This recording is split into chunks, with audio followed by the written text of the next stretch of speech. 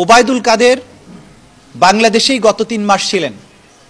গ্রেপ্তারি পরোয়ানা জারি হওয়ার পরে বাংলাদেশে কোথায় তিনি কিভাবে ছিলেন, কেন তাকে গ্রেপ্তার করা হয়নি, বা তিনি কিভাবে পরবর্তীতে বাংলাদেশের সীমান্ত অতিক্রম করেছেন, এই ব্যাপারে আইন শৃঙ্খলা রক্ষাকারী বাহিনীর কাছে একটা ব্যাখ্যা চাওয়া হয়েছে এবং সেটা 15 দিনের মধ্যে যাতে এই ব্যাখ্যা দেওয়া হয় সেটা জানানোর জন্য আদালত নির্দেশ দিয়েছেন। একই সাথে অপরাধের নিউক্লিয়াস শেখ হাসিনা, তিনি তার গ্রেপ্তারের ব্যাপারে যে আমরা ইন্টারপোলের মাধ্যমে রেড নোটিশ জারি করা, আদালতের যে গ্রেপ্তারি পরোয়ানা সেটা কার্যকরের কি ব্যবস্থা, এবং ভারতের সাথে সম্পাদিত যে অপরাধীর বহিঃসমর্পণ চুক্তি অর্থাৎ এক্সট্রাডিশন ট্রিটি, সেই অনুযায়ী কতদূর ব্যবস্থা নেওয়া হয়েছে সেটা জানার জন্য আদালত পরবর্তী 2 সপ্তাহের মধ্যে একটা প্রতিবেদন চেয়েছেন।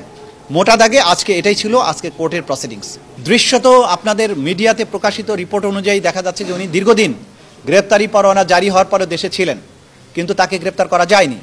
সেজন্যই আদালত আজকে ব্যাখ্যা চেয়েছেন যে উনি কোথায় কিভাবে ছিলেন, কিভাবে পালালেন, এই ব্যাপারে যেন আইন শৃঙ্খলা রক্ষাকারী বাহিনী একটা প্রতিবেদন দেন। এবং আমরা আশা করব যে এই আন্তর্জাতিক অপরাধ ট্রাইব্যুনাল এইটা জাতীয় একটা ট্রাইব্যুনাল, এই ট্রাইব্যুনাল জাতির আশা আকাঙ্ক্ষা বাস্তবায়নের জন্য একটা ন্যায় বিচার প্রতিষ্ঠার কাজ করছে।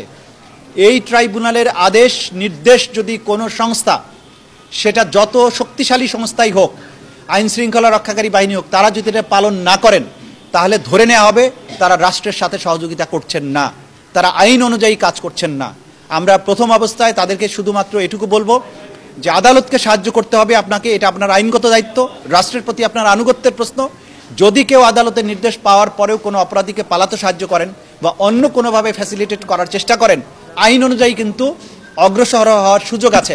আমরা এখনই সেই রকম পর্যায়ে যাব না, তবে আমরা সংশ্লিষ্ট সবার প্রতি আহ্বান জানাবো, ব্যক্তি বা প্রতিষ্ঠানের প্রতি আনুগত্য নয়, আপনারা আইন, সংবিধান এবং বাংলাদেশের জনগণের প্রতি আপনাদের আনুগত্য শো করতে হবে। এবং এই আদালতকে কাজ করতে সাহায্য করার জন্য যা যা করা দরকার সেটা যেন আপনারা করেন, সেটা আপনাদের পক্ষ থেকে অনুরোধ, আমাদের পক্ষ থেকে আপনাদের কাছে অনুরোধ জানানো হচ্ছে।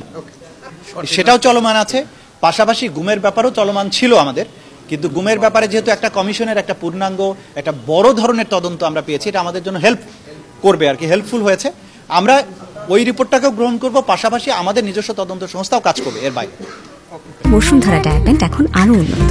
এই হট এয়ার থ্রো টক্সিক দ্রুত শোষণ করে সোনামণিকে দেয় কোমল অনুভূতি। ঘুমের ব্যাপারে তো আমাদের তদন্ত সংস্থা অবশ্যই আলাদাভাবে তদন্ত করবে, কিন্তু যেহেতু রাষ্ট্র কর্তৃক গঠিত একটা কমিশন, সেখানে একজন বিচার বিভাগীয় ঊর্ধ্বতন বিচারপতির নেতৃত্বে এই কমিশনটা হয়েছে এবং এই ডকুমেন্টটা একটা অফিসিয়াল ডকুমেন্ট।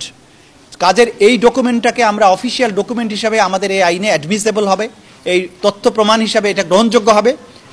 এর বাইরেও এই কমিশনের তদন্ত রিপোর্টের বাইরেও আমরা নিজস্ব তদন্ত সংস্থার মাধ্যমে এই বিষয়গুলোর ব্যাপারে আরও ফার্দার তদন্ত করব এবং অকাট্য রূপে আমরা আদালতের কাছে প্রমাণ করব যে গুম সংক্রান্ত যে অপরাধ, মানবতা বিরোধী অপরাধ, তার সাথে আমাদের এই ট্রাইব্যুনালের মামলার যারা জড়িত আসামি আছেন তাদের সম্পৃক্ততাগুলো অকাট্য রূপে প্রমাণ করার জন্য আমরা আরও নিজস্ব ব্যবস্থা গ্রহণ করব। তবে গুম কমিশনের যে প্রতিবেদন, যেটুকু প্রকাশিত হয়েছে এবং যেটুকু প্রকাশিত হয়নি, সেগুলো আমরা আমাদের পক্ষ থেকে আমাদের আইন অনুযায়ী এগুলো চাওয়ার বিধান আছে, আমরা তাদের কাছ থেকে এটা চাইব এবং চাওয়ার মাধ্যমে যেহেতু একটা অফিসিয়াল ডকুমেন্ট এই আদালতে ব্যবহার্য, সাক্ষ্য হিসাবে গ্রহণযোগ্য এবং সেই গ্রহণযোগ্য সাক্ষ্যকে আমরা আমাদের মামলার মধ্যে অন্তর্ভুক্ত করব। এই মামলার যে তদন্ত প্রক্রিয়া, এটা দুনিয়ার ইতিহাসের অন্য যে কোনো মামলার চেয়ে ব্যতিক্রম।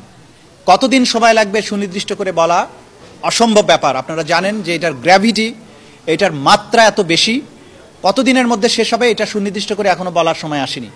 আমরা চেষ্টা করব দ্রুততম সময়ের মধ্যে বিচারগুলোকে শেষ করা অথবা বিচার প্রক্রিয়ার জন্য মামলাকে প্রস্তুত করা।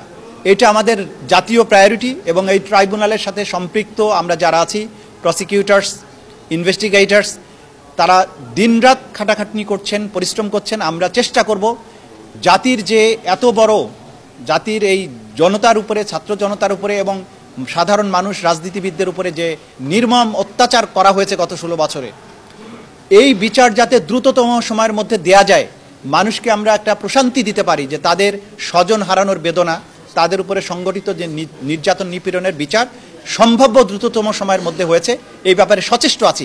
কিন্তু এটাও পাশাপাশি মনে রাখতে হবে যে যেহেতু ক্রাইমস এগেনস্ট হিউম্যানিটি এবং এটার বিস্তৃতি সারা বাংলাদেশ জুড়ে, এটার সাথে হাজার হাজার মানুষ জড়িত, এই তদন্ত শেষ হতে একটা যুক্তিসঙ্গত সময় লাগবে।